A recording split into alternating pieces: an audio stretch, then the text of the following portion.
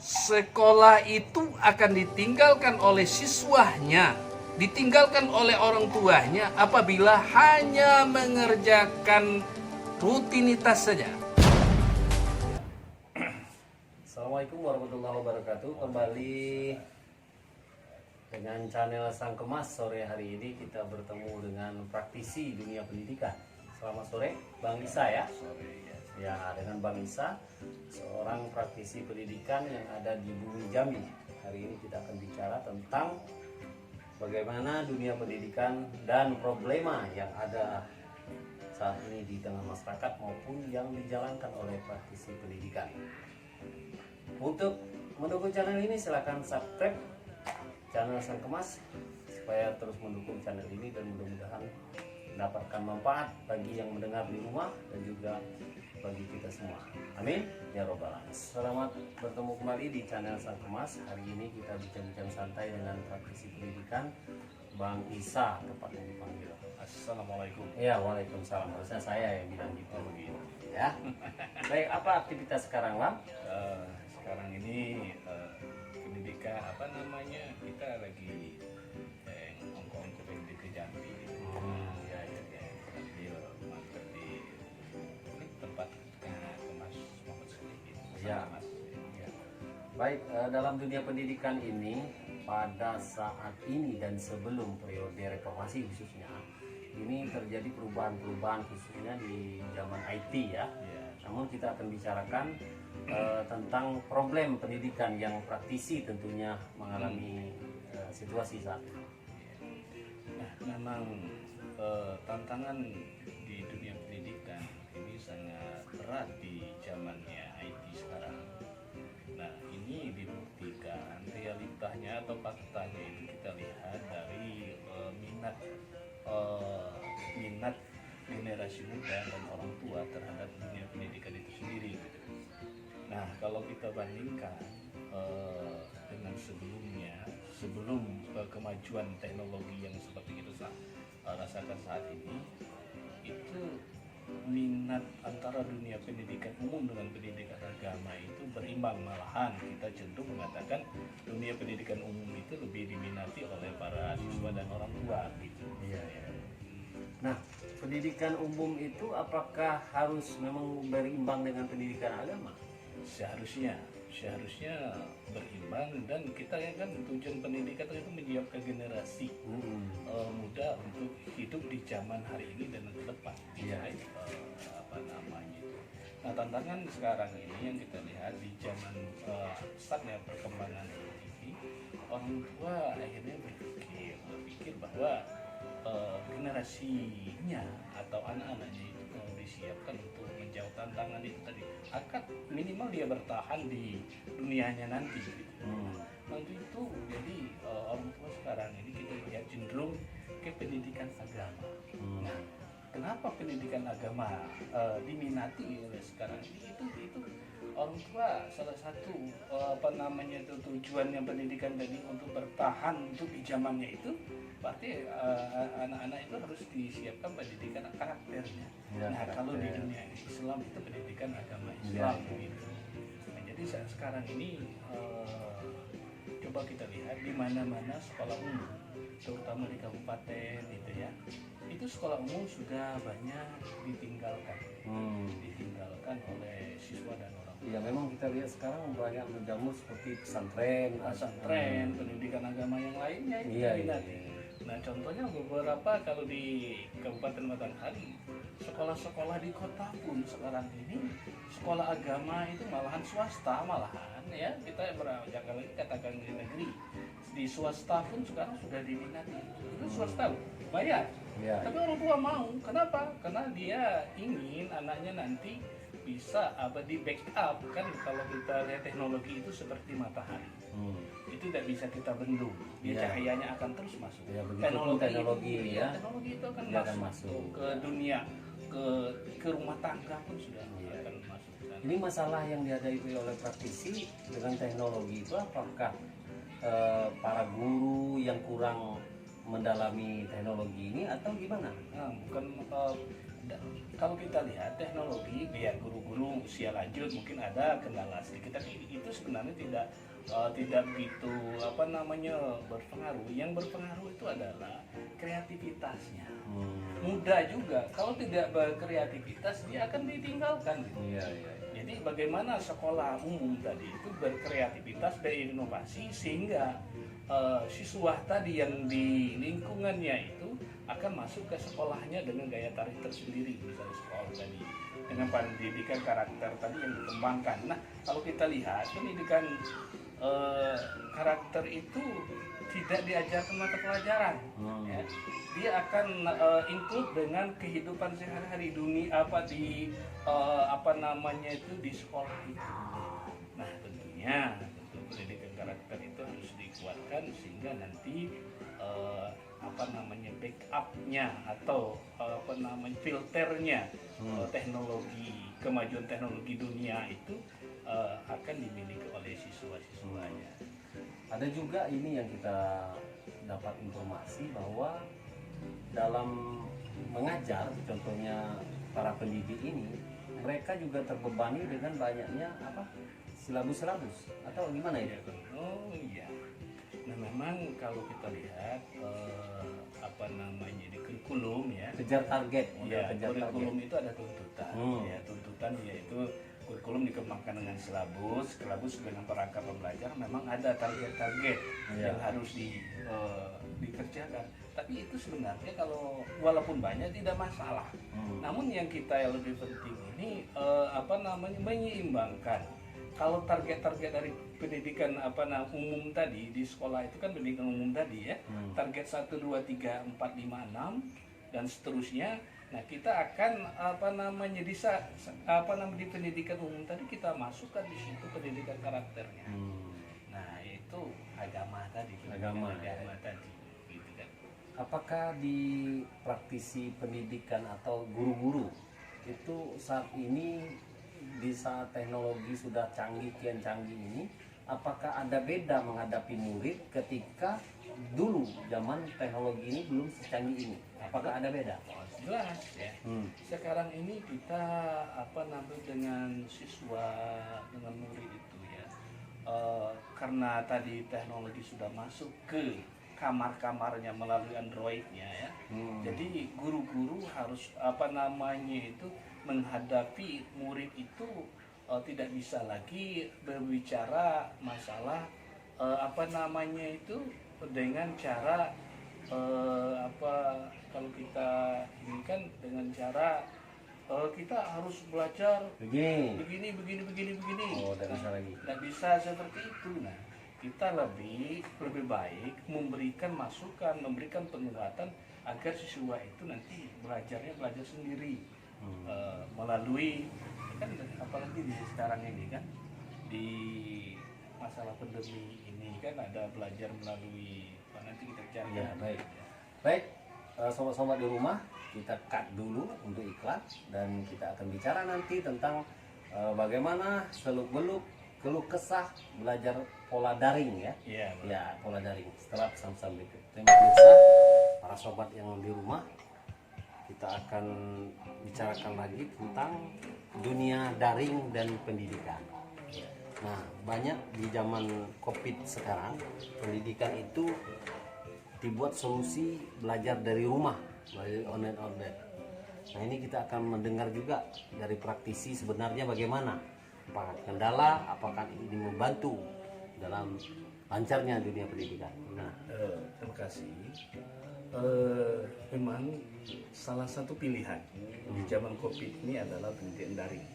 Nah, tentu setiap keputusan kebijakan ada plus minusnya. Nah, di dunia daring itu hambatannya terutama bagaimana gurunya menyiapkan, apakah guru menguasai teknologi?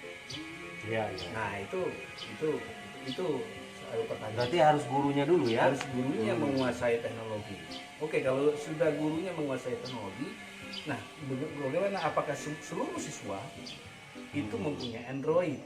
No. Dan apakah tempat tinggal siswa itu terjangkau oleh jaringan internet ya? Nah, itu.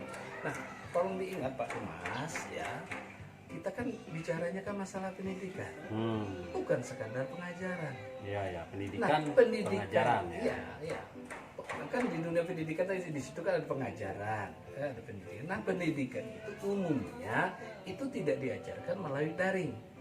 Pendidikan itu diajarkan melalui budaya sekolah. Ya. Budaya sekolah didapat apabila ada pertemuan antara guru dan siswa, siswa dengan siswa. Disitulah adanya budaya. Ya. Nah, disitulah pendidikan itu tumbuh. Antara guru dan murid. Iya, Ya. di situ banyak ada murid, ada guru, ada personil sekolah yang lain, ada apa. Di situ pendidikan itu tumbuh. Jadi kalau daring ini atau zaman COVID ini berjalan lama, tidak dibayangkan dampaknya. Dampaknya terhadap pendidikannya. Iya. Kalau pengajaran mungkin boleh. Iya. Banyak ilmu itu bisa di YouTube juga, di internet juga bisa. Tapi ini juga jadi keluhan bagi banyak orang tua ya. Iya, Karena jelas. seperti saat ini. Jelas. Karena orang tua itu tidak tidak spesialisnya mengajar. Iya. Saat ini dipaksakan untuk mengajar di rumah. Nah, itu bagi orang tua sekarang udah agak kewalahan gitu Nah, ya. itu yang Mungkin orang tua yang sibuk dengan pekerjaan di luar rumah juga, mungkin ibu-ibunya di pekerjaan. Ini juga hambatan untuk pendidikan daring itu sendiri gitu kan. Iya. Nah, kita banyak sekarang ini tetangga-tetangga kita ketemu dengan orang tua yang anak-anaknya melalui pendidikan daring, itu juga keluhannya cukup sangat. Jadi pendidikan daring ini di satu sisi meringankan guru karena tugasnya biasanya full dari jam 7 pagi sampai jam 12. Sekarang pendidikan daring ringan, gurunya kerjanya tidak berat lagi. Nah, sebenarnya tidak juga Pak Mas Lihin, ya. Rupanya di balik itu tadi guru kan harus mempersiapkan diri, ya. Tidak langsung tatap muka itu langsung sejam 2 jam waktu daring, tapi guru juga harus mempersiapkan diri sebelumnya dengan perangkat teknologinya. Nah, kemudian dengan itu tadi hambatan, kalau seandainya gurunya tidak kurang kemampuan teknologinya, dia mungkin melibatkan yang lain. Setelah itu apa? Pekerjaan-pekerjaan siswa biasanya dikirim juga melalui daringnya. Nah, itu diperiksa melalui daring juga. Tentunya guru itu tadi. Kenapa tidak model Zoom meeting itu belajarnya? Jadi misalkan jam ini materi ini Zoom meeting, satu lokal itu 40 orang buat Zoom meeting. Nah, itu mungkin lebih bagus daringnya seperti itu. Nah, ini Jadi jam 10 sampai jam 11 meeting pelajaran ini. Ya. Daring, tetap daring, tapi Zoom meeting modelnya. Nah, pemerintah mungkin arahnya ke situ ya. Ya. Tapi sekarang ini kan untuk Zoom meeting itu sendiri kan teknologi, walaupun teknologi yang membantu, namun belum di kalangan masyarakat, Ya. belum Familiar lah ya. familiar dengan Dan fasilitas belum juga. mendukung. Nah, mungkin itu tadi hambatannya. Nah, yang paling mudah itu nampaknya itu kan melalui WA. Ya, Melalui WA itu mungkin bisa offline dia kan bisa seperti itu. Oke, para sobat yang ada di rumah yang mendukung channel Sang Kemas, tolong di subscribe supaya channel ini terus mendukung, dan kita akan mendengarkan cerita berikutnya dari praktisi, keluh kesah, dan kedepannya bagaimana. Baik sobat Sang Kemas yang ada di rumah dan para guru praktisi ilmu dunia pendidikan ini, hari ini kita akan lanjutkan diskusi kita atau ngobrol santai bersama praktisi dari kota Muara Bulian hari ini. Ada yang nyangkut di benak kita ini, metode daring ini kalau misalkan sampai beberapa waktu ke depan, apakah ini bisa diterapkan untuk anak-anak yang sekolahnya banyak praktek seperti SEMEA atau STM? Nah, ini bagaimana kira-kira? Oh iya, kalau menurut saya bahwa pemerintah atau sekolah itu harus mencari jalan keluar. Walaupun kita belum mendengar bahwa solusi-solusi yang akan ditempuh oleh pemerintah terhadap pendidikan yang itu life skill tadi. Nah, apa yang harus dilakukan sekarang oleh sekolah. Ya, Nah, ya, ya. itulah makanya sekolah harus berkreativitas, berinovasi. Nah, salah satu mungkin jalannya sekolah harus bekerja sama dengan dunia kerja. Oh, Dunia kerja. betul. Nah, di keadaan COVID ini siswa-siswanya kalau jurusan tadi komputer mungkin akan dimagangkan ke kantor-kantor cepat. Kalau ke bengkel mungkin perbengkelan dia harus masukkan ke sana. Jadi kuncinya harus sekolah itu mempunyai kreasi sendiri. Iya, Nah, kreasi sendiri. walaupun misalnya sekolah itu sebenarnya kalau SMK itu kan ada waktu prakteknya. Iya, iya. Nah, kalau itu tidak terjadi sementara COVID ini Masih berlangsung berjalan panjang, lama, ya, ya. nah kita harus sekolah harus mencari jalan keluar di situ gitu. Tidak mungkin nunggu jadwal kegiatan itu. Ya. Harus membuat inovasi, kreativitas dengan dunia kerja yang lain Ya, ya. betul. Sehingga nanti anak-anak kita lulusan itu juga memiliki skill yang sesuai dengan yang diharapkan. Iya, iya. Itu. Ini kembali kita masih nyangkut. Daring ini membebani para orang tua. Ini jujur banyak keluhan orang tua merasa program daring yang dibuat ini kan tidak direncanakan jangka panjang. Nah, daring ini membuat orang tua yang banyaknya tidak punya skill jadi ikut mengajar anak, terpaksa akhirnya melakukan ini. Nah, ini yang terjadi di tengah masyarakat. Ini gimana kiat-kiat kira-kira untuk orang tua yang ada di rumah? Ya, jadi begini, ada yang sudah dilakukan oleh sekolah itu gurunya mendatangi rumah-rumah, tapi kan itu tidak mungkin akan berlangsung setiap hari, karena rumah itu jauh juga dari sekolah, mungkin tidak akan terjangkau oleh waktu.